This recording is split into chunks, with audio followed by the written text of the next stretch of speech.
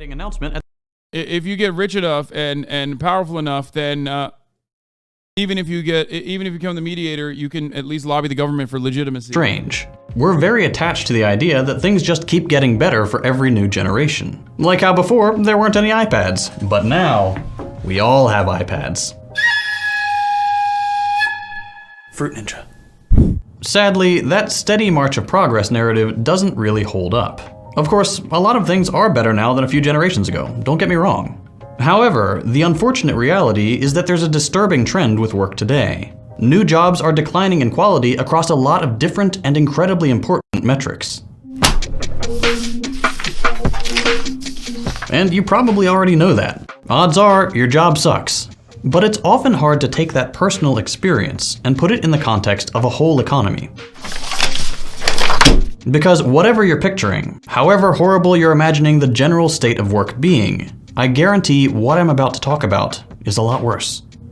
There's a lot of different ways to measure job quality, but the most obvious one is money.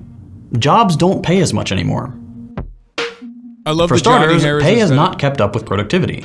We produce far more goods and services per hour than we used to, and up to the 70s, this increase in productivity tracked almost perfectly with an increase in hourly pay. More productivity equaled more money in the pockets of workers. Since then, however, productivity has gone up every year, by around 75% between then and now. But hourly wages have only risen a tiny 9%. So, where's the money gone? Unsurprisingly, most of the profit generated from that increase in productivity hasn't gone to workers. It's been captured by the 1%, whose wages have fully gone up an insane 138%. That's kind of abstract. Let me put it in more concrete terms. This inequality has cost what most Americans consider middle-class families $18,000 a year, $76K instead of $94. But you're clever. You look at the graphs and you see that even though inequality is some of the worst it's ever been, the line at the bottom is still going up, even if just barely. But does that mean wages are rising? Not really. For the bottom 50% of the population, in other words, the average American, pre-tax, pre-benefits income has actually gone down by over 6% since 1980. And that's before you factor in the cost of living. That means things like inflation, which we'll get into later, but it also just means what kinds of expenses people are now responsible for that they didn't used to be. For example, since the 80s, employers have cut down on healthcare benefits. They've also made job training increasingly an individual responsibility. Student loan debt has only gotten bigger, the cost of not getting a college degree has only grown, and yet the benefits of having one are only going down. And this isn't just in education. People are needing to take on a lot more debt for just about everything. And I do mean need. Prices on essential goods way outpace wages year after year. So, just to get by, credit has become an essential part of a home budget.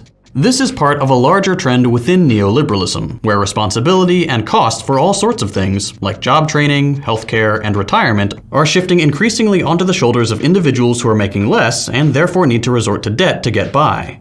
Today, the average American has 90 grand worth of debt hanging over their head, and debt as a percentage of income has only gone up since the 50s.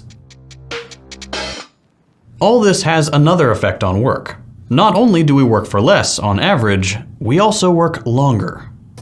Year over year, working hours in the US have actually remained relatively stagnant. But because wages have gone down in practical terms and personal expenses have gone up with the gutting of social services and costs borne by employers, we spend more of our lives at work. Over the past 30 years, the average age of retirement has gone up from 62 to 65. And last fall, Republicans actually started floating a plan to push retirement even later by delaying when people can receive full Social Security benefits and Medicare. I actually covered this topic about a year ago, but these kinds of policies actively target poorer Americans who rely on Social Security and are way more likely to die before reaching retirement age than their wealthier counterparts. Just so you get an idea of how prevalent this trend is, the same thing just happened in France as we were putting this video together.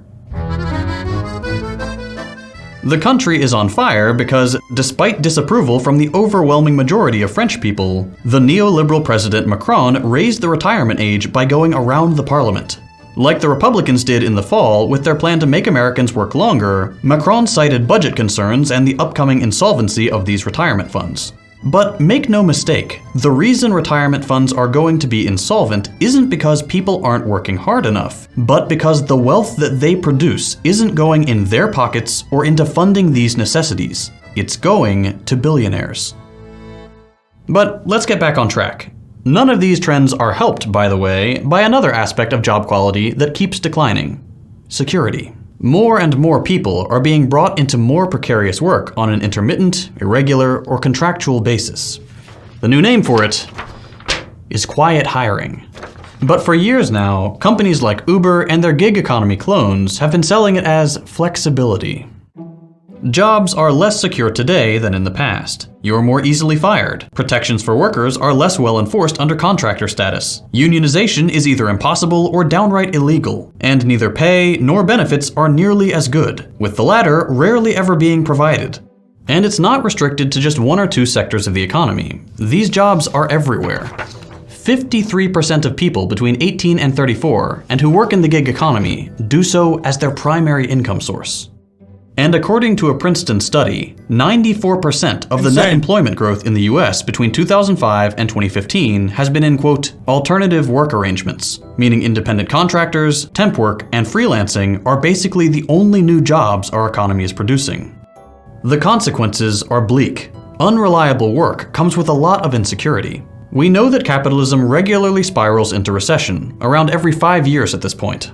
So, with the likelihood of a recession in 2023 seemingly really high, 80% of US workers, according to one study, is worried about losing their job. Regardless of the exact number today, this kind of anxiety about job security under neoliberal capitalism is always widespread. And it's another variable that makes work worse and makes wages stagnate. Workers are constantly worried about keeping their job, so they exercise wage restraint.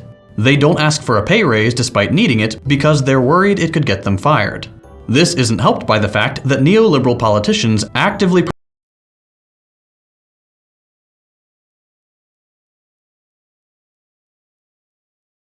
There's a 0% chance that you just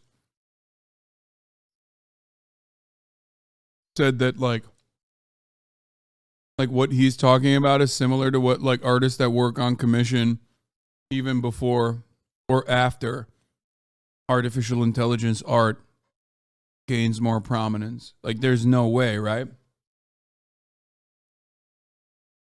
Like one could not make such a stupid comparison that you're not there's no way you're still holding on to that grudge.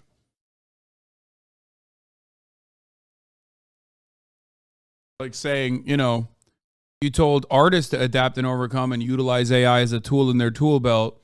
Why not tell the entirety of American working class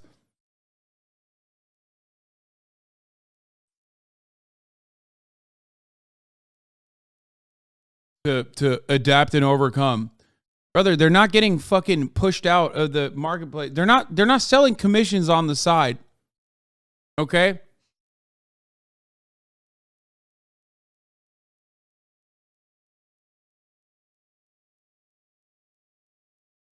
This is their job. Their main job is turning into contracted shit. You can't make the same comparisons to literally fucking you selling drawings that you get commissions for.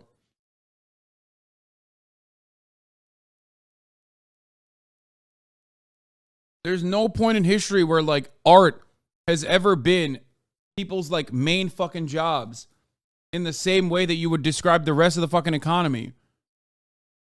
I'm a Twitch streamer. I understand that like what I produce is not all that important in the grand scheme of things. Okay.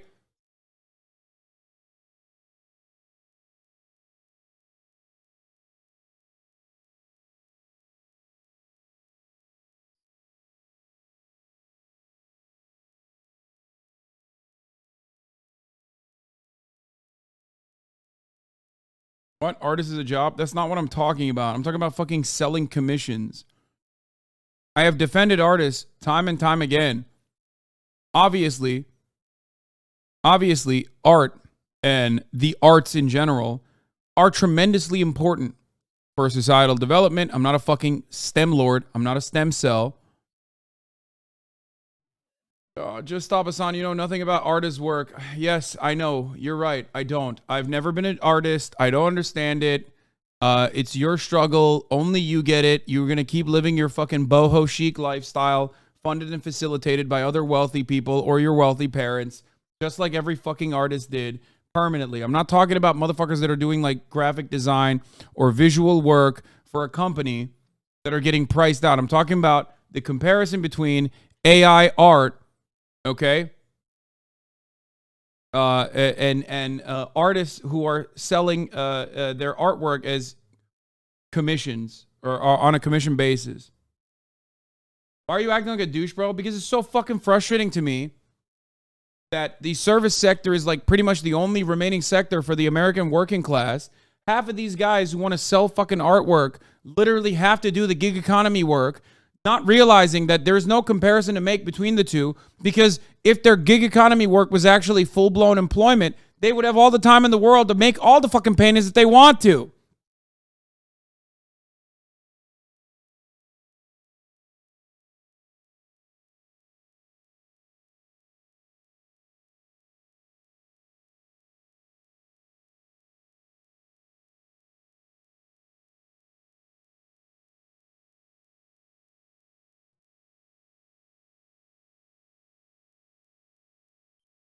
Anyway, automate more shit. It'll only make me grind harder. Adapt and overcome and be applied to what needed to do for capitalism too. We need to be willing to use the tools of our enemies, oppressors against them to overthrow them. But like when I say artists need to figure out a way to utilize AI art in it because it's an inevitability, okay, is not like me saying sucks to suck. It's me saying like be smart about it. If you don't figure out a way to fucking utilize it, then you're gonna get cut out. You're going to get cut out and shut out from the marketplace. And there's not really any kind of like real restriction you can place on that because it's technological achievement. It's like, again, it's like the guy who's working on candle waxes his entire fucking his entire life while simultaneously, you know, the light bulb is being invented. It is a foreseeable and oftentimes very shitty byproduct of exponential growth and the exponential growth of technology. Like, there are so many different ways that an AI can serve you at the top of the hour ad break. Okay? And I know that. The AI will eventually replace me. They will serve you creative ways. They will serve you in way more, significantly more creative ways at the top of the hour ad break, which comes to the top of every hour. Will they tell you that you can avoid those ads by subscribing for $5 or for free? Yes, they will probably tell you that too. Will they tell you that there are other methods that you can use? Most likely not. They won't even, make references to it. So, hey, Bozo, thank you for the 5 gifted subs. Joey Taco Penis, thank you for the 5 gifted subs. Just 3-minute ad break now. Let's get back to the fucking video. I'm getting derailed for no goddamn reason. I actually wanted to get derailed so I could serve you at the top of the hour ad break. Ariel Khaleesi, thank you for the 10 gifted subs. Promote this wage restraint behavior by lying to people about the relationship between wages and inflation. In case you're wondering, by the way, wages and inflation aren't related. The wage price spiral is BS. You can get a raise without making inflation worse. Here's a study on that.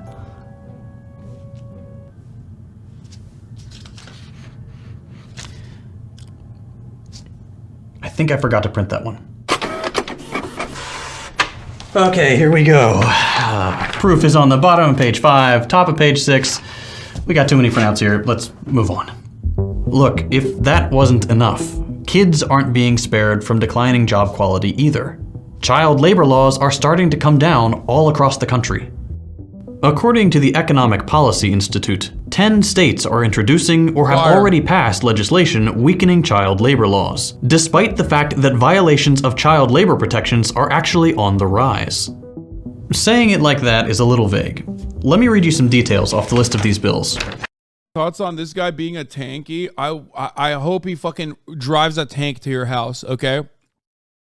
That's my thoughts on this guy being a tanky. Take a fucking week off and think about how stupid you are as a human being. In Arkansas, a bill was passed that eliminates age verification and parent-guardian permission requirements. In Iowa and Minnesota, bills were introduced to lift restrictions on hazardous work. And in all these states, bills were introduced or enacted that extended working hours for minors. And I know that right now you're probably thinking of kids in their late teens working the register or in fast food kitchens. Jobs that are grueling but often get depicted as easy. Those aren't the only jobs kids are doing right now, and they're a lot younger than what you're picturing. For example, in their report, the EPI mentions violations happening in meatpacking facilities, where over 100 kids between 13 and 17 are working illegal overnight shifts, handling dangerous chemicals, and, quote, cleaning razor-sharp saws and other high-risk equipment on slaughterhouse kill floors. It's giving the 21st century a real cool retro 1900s. Okay, what JT doesn't understand is that, one, the children yearn for the mines. They all play Minecraft. And two, their tiny fingers are so much better as it pertains to cleaning like the tiny holes in those massive saws. So, sorry. It's kind of a good thing, okay? And lastly, they're learning very important job skills. Vibe. But it gets even worse in agriculture, where 33 kids are injured every day in the US because so long as they have parental authorization, 14-year-olds get to use machetes and work with dangerous pesticides for unlimited hours with barely any sort of safety regulations in place. Oftentimes, by the way, making less than minimum wage. How fun is that? Speaking of demanding work, let's turn back to France for a second, because they actually measure the intensification of work over there. Back in the 80s, around 12% of French salaried workers had a physically strenuous job. Now, 40 years later, with all the developments we've made in automation that should make work easier, that number's gone up to 34%. And it's not just physical strain. Over the same time period, the number of salaried workers with a mentally strenuous job went up from 6 to 35. You want to know why? You want to know why? Service sector jobs, baby, and delivery jobs. It's not like their fucking constructions tremendously increased, okay? No. It's because when automation creates opportunity to lift the workload of the working class under a capitalist organization of the economy, the benefits are only given to the owners of corporations. What do I mean by this? Talk about it all the time. I'll give you a super old school example. Let's say you don't have a plow, right? You have to fucking plow with your hands. Get on your hands and knees, okay? All of a sudden, or let's say you're using a plow, all of a sudden a tractor comes in. That's efficiency. That's technological improvement, right? Now, before you needed like, let's say you need eight people on the plow carrying all this shit, right? But now you have a tractor. Well, guess what? The tractor will, in normal circumstances, allow you to do less work. Holy shit, we have a tractor. How wonderful. All 8 of us can now keep our job, literally increase our output, plow more farmland, and be able to work even less hours, and it will be less strenuous. What happened, however, because the farm is not owned by you, but owned by your boss, somebody else, your boss said, well, you have a tractor now. You, as one farmer, can do the job of 8. So now you find yourself doing 8 other farmers' work with the one tractor. Your output has increased as a singular individual, but your salary hasn't. What I'm describing to you is at the heart of what JT is talking about in this video. Productivity increases, your output as a singular worker increases when you have the advent of technology like the internet becomes commonplace, computers get better, mobile phones get better, you're on 24/7, you're having fucking business emails that you have to respond to after work. All of this stuff is making you a significantly more productive worker. And therefore, your output is higher in comparison to someone in the 80s or someone in the 90s doing the exact same job that you are engaging in. But what happened? Did the average hour that you spend in the workplace decrease? No. As a matter of fact, in certain respects, it might have even increased. It didn't decrease, it increased. Why?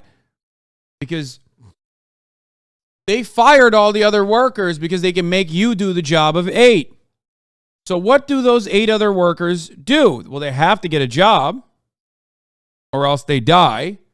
They move to different sectors.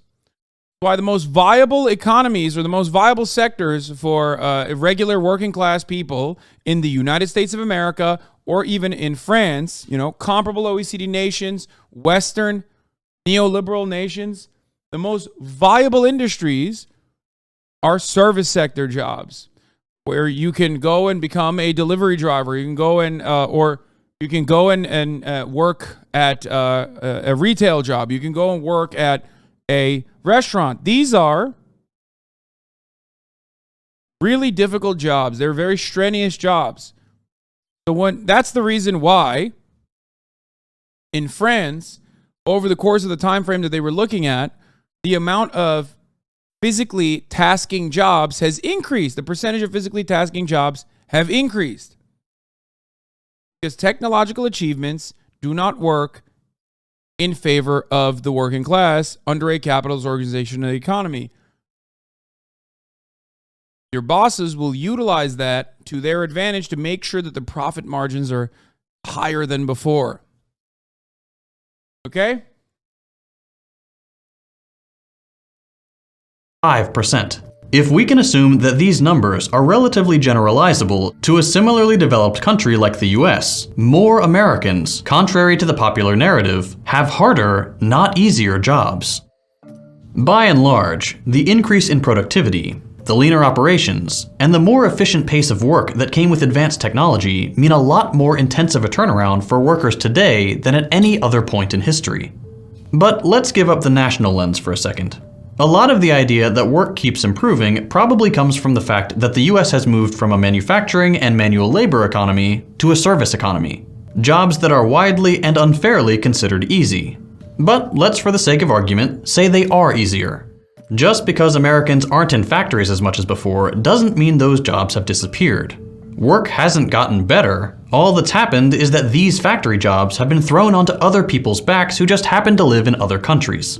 We didn't transition to a service economy by eliminating factory labor, but by having wealthy countries force open foreign markets to American and European capital so that they could be the ones to take on this burden. Because when companies move their manufacturing overseas, it's usually to take advantage of lower wages and less stringent safety requirements. Once again, worsening job quality. What most of these trends find in common is the shift in the balance of power away from workers and towards capitalists, the owners of businesses. The more power capitalists have, the more they're able to extract profit from workers by any means. Hence, jobs get worse. As evidence of this shift, just look at unionization It's not Dijon mustard chatter. I'm actually currently using tahini. Trends. Since around the 60s, unionization has gone way down, and in perfect mirror image, the share of income held by the top 10% has gone up. But this growth of capitalist power isn't limited to unionization. Capitalists in the neoliberal era have helped to elect politicians that weaken workers in every imaginable way. Politicians that strip away social safety nets, like Reagan and Clinton, that weaken bargaining power and defund the NLRB, like Trump, that force open foreign countries' borders to American companies, like what's happened in East Asia and Latin America. All of these things contribute to creating a more vulnerable, less powerful workforce that can be taken advantage of more easily, that is more likely to be unemployed or underemployed, that year after year has to contend with more and more obstacles to living a comfortable life. Through these combined efforts, capitalists are able to wield more power in negotiations with workers, push wages down, strip their access to healthcare, union bust indiscriminately, and personally accumulate wealth at levels we haven't seen in all of human history. And none of this is to romanticize the 50s or some bygone era, by the way. Those were not good times for anyone not like this. Trying to turn back the clock isn't going to solve any of these problems. The seeds of declining job quality were already there back then. You recreate a New Deal social democracy in the US today, and within a couple years it'll melt back into neoliberalism because it isn't a solution that takes away capitalist power, nor their need to make profits at all costs. The balance of power of the 50s was nothing more than a temporary compromise that only held while capitalists were satisfied. Bottom line is, we're not going to find a solution in some mythologized past. This is why you experience quality of life decreases not only in the United States of America, but also in European social democracies. That's right.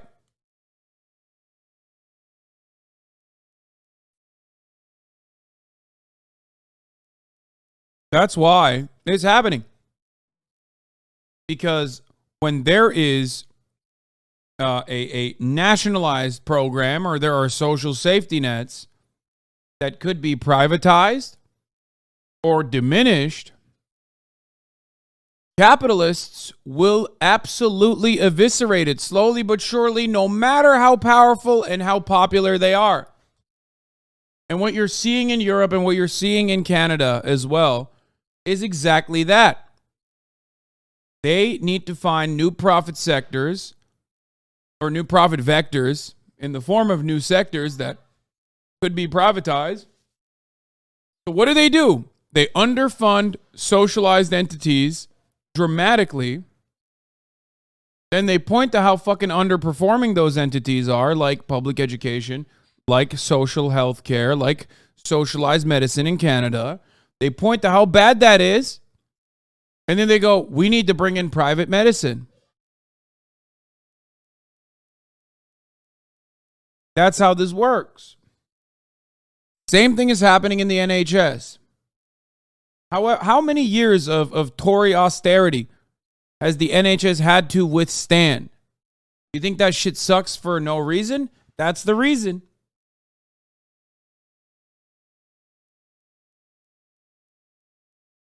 So remember that. Social democracies also will inevitably wither away because it does not eradicate capitalism. It's only going to be when people have actual collective autonomy to make economic decisions and aren't forced to generate profits for a small group of wealthy businessmen that work can actually and durably improve. If you only take one thing away from this video, let it be this. Your job will never truly improve under capitalism. So long as the profit motive is the guiding principle of every business, safety, working conditions, and basic human dignity will always be an afterthought. If we want to get to a place where we can take pride in our work, enjoy a good work-life balance, and use new technology for the benefit of all workers, capitalism needs to go. I mentioned at the beginning of the episode that I had an exciting announcement. As of today, both the Deprogram and First Thought will be available on Nebula. I've gotten a lot of requests to host them both on the platform, so I hope. Congratulations to JT. I'm sorry, but the whole reform or revolution thing is so stupid. I think these options are both tools that can be used to fit according to the conditions we are in Tsarist Russia.